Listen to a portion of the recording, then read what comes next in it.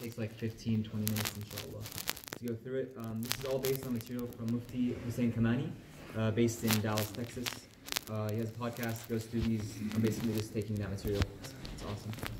Okay, so without further ado, Hadith 23 is عن أبي مالك الحارث بن عاصم الأشعري رضي الله تعالى عنه قال قال رسول الله صلى الله عليه وسلم الطهور شطر الإيمان والحمد لله تملأ الميزان وسبحان الله والحمد لله تملأان أو تملأ ما بين السماء والأرض والصلاة نور والصدقة برهان والصبر ضياء والقرآن حجة لك أو عليك كل الناس يغدو فبائع نفسه فمعبقها أو موبقها رواه مسلم. So this was on the authority of Abu Malik al-Harith ibn Asim al-Ash'ari, may Allah be pleased with him, and he said that the Messenger of Allah sallallahu alaihi wasallam said that purification is half of Iman, of faith, and saying Alhamdulillah, praise be to Allah, fills the scales, and saying Subhanallah walhamdulillah, which is exalted be Allah and praise to Allah, fills the space between the heavens and the earth. Salah or prayer is a light. Sadaqah, which is charity, is a proof. Sabr, which is patience, is a shining glory. The Quran is an argument either for you or against you. Everybody goes out in the morning and sells themselves, thereby setting themselves free or destroying themselves. And this was narrated by Imam Muslim. So it's a very important hadith, maybe a little bit longer than a lot of the ones that came before it. Usually whenever we come across a new Sahabi, we try to introduce him. So this Sahabi's name is Abu Malik Harith ibn Asim al-Ash'ari.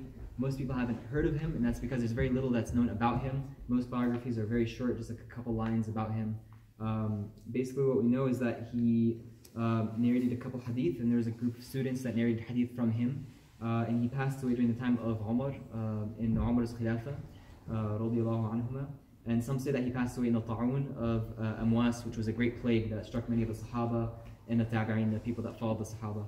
And he passed away during that period. So that's really what we know about him, not much more. There's even actually some difference of opinion about the specifics of his name, but he narrates this very beautiful hadith, and this is one of the chains of narration for this hadith.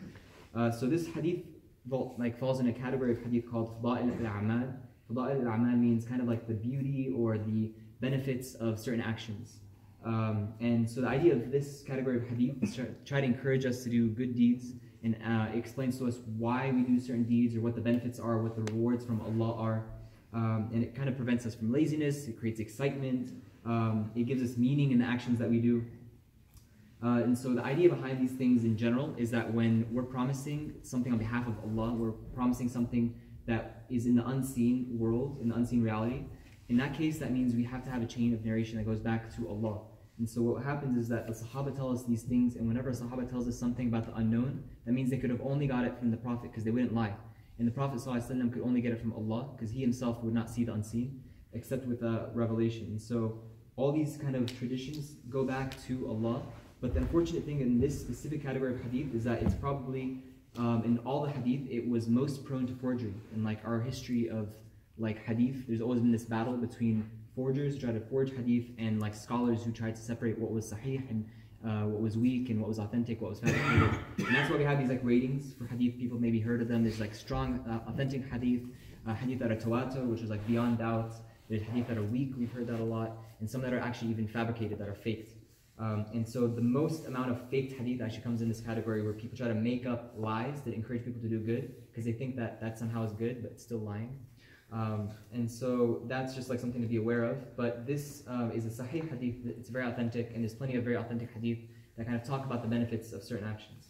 And so in the specifics, just like trying to get down to it. So the beginning of it talks about purity, tahara. And it's actually interesting. There's different narrations of the same hadith. Some say tahuru, and some say tahuru, and some say tuhuru. So it's like with the fatha or dhamma at the beginning of the ta. And it's kind of like maybe a little ambiguous, but the idea here is that tuhur with the dhamma, it talks about the act or the state of purity, whereas tahuru is actually like what you use to purify. So usually water, for example, in wudu. And so what's interesting is this kind of encompasses both the act of purification, the state of purification, as well as the process through which you purify, like with using water and that kind of thing. And then the other word that comes up is shatr. Shatr is literally means portion, like a part, whatever, like just a small portion of it. but we translated it here as half, and that's because a lot of times shatr was used in place of half. The word for half is nusf. It didn't use the word nusf, but it's just kind of like how the Arabs used to talk at the time. They usually implied half. So that's where we get the idea of purity is half of faith. And so it's a very important, obviously, concept. If the Messenger of Allah ﷺ is telling us that purity is half of our faith, we have to understand what does that mean. So we begin with what does Iman mean here? And so there's really two ideas. Iman is obviously faith, belief in Allah, proper belief in Allah. But also some people say that it also implies salah. In Surah Al-Baqarah, there is a verse where Allah is talking about turning the Qibla from Jerusalem to Mecca, and He used the word like He preserves your Iman, and He was talking about your salah in that situation. So this could also refer to salah. But basically, without getting too much more in the weeds, the whole idea is that cleanliness, purity, is a very big part of our faith. It's a big part of our salah, it's a big part of our daily life, and it applies in many aspects to our life.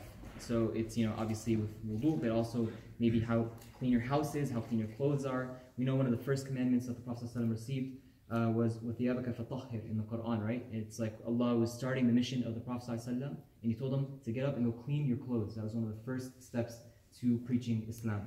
And so purity is being a very big part of our faith. And the next part tells us about saying Subhanallah and Alhamdulillah, and how that fills the scales and fills the space between the heavens and the earth. So Subhanallah is a word we come across a lot, but until actually very recently, I didn't really know exactly what it meant. So it really means to declare Allah is pure from any imperfections, He's free from any imperfections or any kind of doubts. It actually comes from the same root as sabaha, which is to swim, which is really weird. It's like, why, how does to swim relate to, glory be to God? But it's the idea is that like when you swim, you're floating. And so it's like the idea of floating above all the imperfections or all kind of doubts or anything that, you'd say bad about someone. And so when you say Subhanallah, you're claiming that Allah is above any like imperfections or anything evil that people say about Allah. And then you say Alhamdulillah, and Alhamdulillah, Alhamd is praise. And you say Alhamd, which is like the praise, which means all praise. There's no praise that does not belong to Allah. So anytime you accomplish or anyone else accomplishes something that's good or praiseworthy, that's only because Allah allowed them to. And that's what we mean when we say Alhamdulillah. It's an act of humility. Like if we do something good and we say Alhamdulillah, then we're recognizing in that moment that it's not because of us that we did this, it's because Allah allowed us to. And if we're in a situation where we're being tested and it's a situation where it's unpleasant, we still say Alhamdulillah because we're recognizing that this is a test that Allah is providing for us. So it doesn't matter what the situation is, we always say Alhamdulillah. And here in this hadith, it's telling us that it fills our scales of good deeds in the hereafter, and it fills the space between the heavens and the earth, which tells us just how, like, in Allah's eyes, how big this is, like saying Alhamdulillah and Subhanallah. And so, yeah, like a big thing to kind of be worried about is just like being very conscious about where you attribute good and goodliness and that kind of things, because a lot of times we get caught up like, oh yeah, like I'm praying, I'm coming to the masjid, I'm doing all these great things, and you think like you're doing your part, and like, oh yeah, like Alhamdulillah, like I'm safe with like, like I'm doing my part, Allah like owes me something. That's not the point. The point is like Allah's allowing you to do those things, so you're attributing the good to Allah. So Hamd also, scholars have we've seen in all the hadith, scholars have like categorized every single aspect of our deen, and it helps to really create like really good frameworks. So here's a really good framework that the scholars have provided us.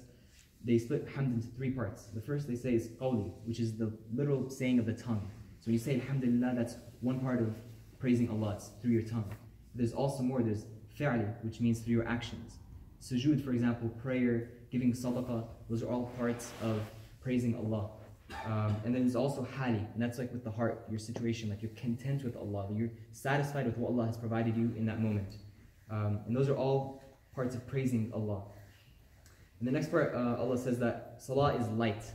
And so some say that it helps prevent us from performing sins. We know in the Quran that Allah says that praying can help prevent sins and can also help erase sins. We know that in the Quran, we know that from the hadith. And on the Day of Judgment, it also comes as a light for us, literally. Like, the Prophet ﷺ told us like that you will tell the people of his ummah because of the way that their light comes off their face. And that comes from the wudu, the way we wash our hands, again from the purity, and also from the prayer itself.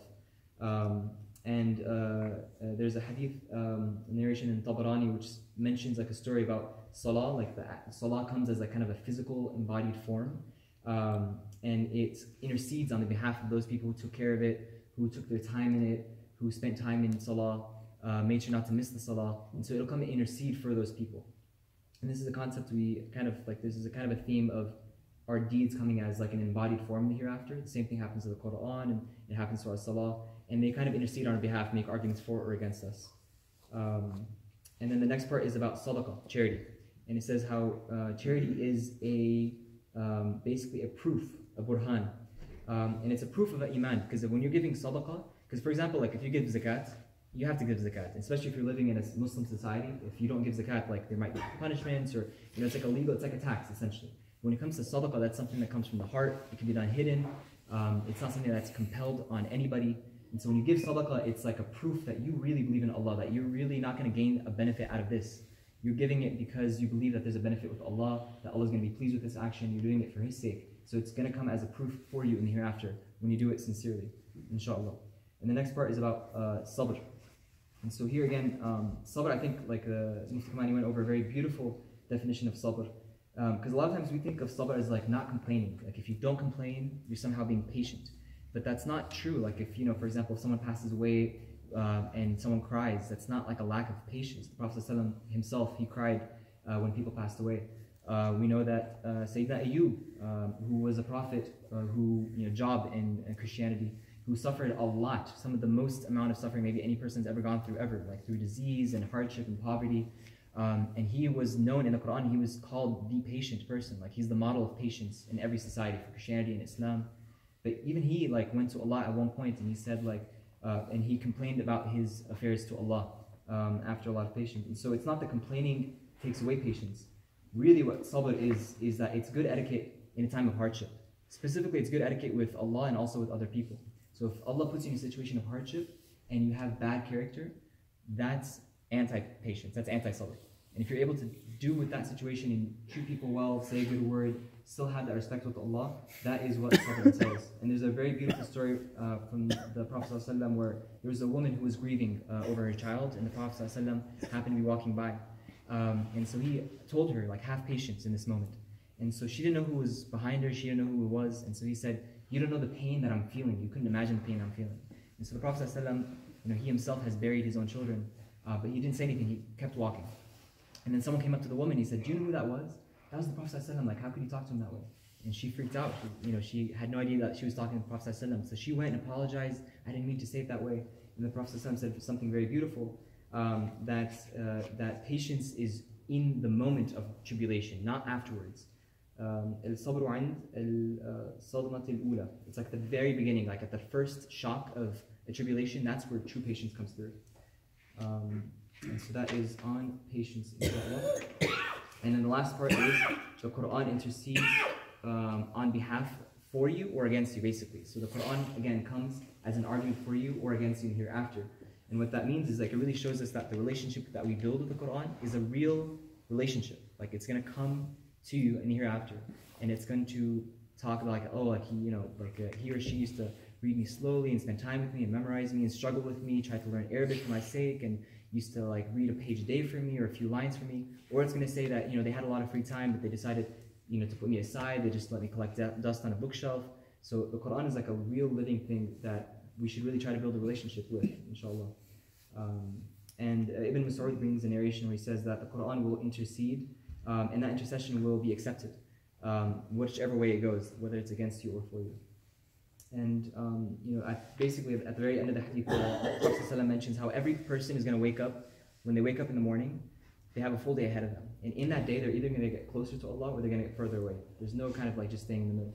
And so in that moment, the Prophet ﷺ put it very beautiful, is that every person sells themselves. So you have time, you have energy, and you have money or resources. And you're going to spend those in the day. What are you going to spend it on? And if you're going to spend it on trying to free yourself for the sake of Allah, giving for the sake of Allah, saying Alhamdulillah, reading Quran, all these beautiful things that the Prophet ﷺ just laid out for us, then that's going to help free you, not just in this life. It's going to free your soul and give you a lot of tranquility in this life, but it's also going to free you, inshallah, in the hereafter. And those people who sell themselves for this, sell themselves to the world, are going to end up losing the world with death, and then going to end up losing the hereafter. So inshallah, may Allah allow us to embody these beautiful traits and to keep practicing and to keep learning from his hadith, inshallah. Jazakallah khair. Sorry if it took a long time.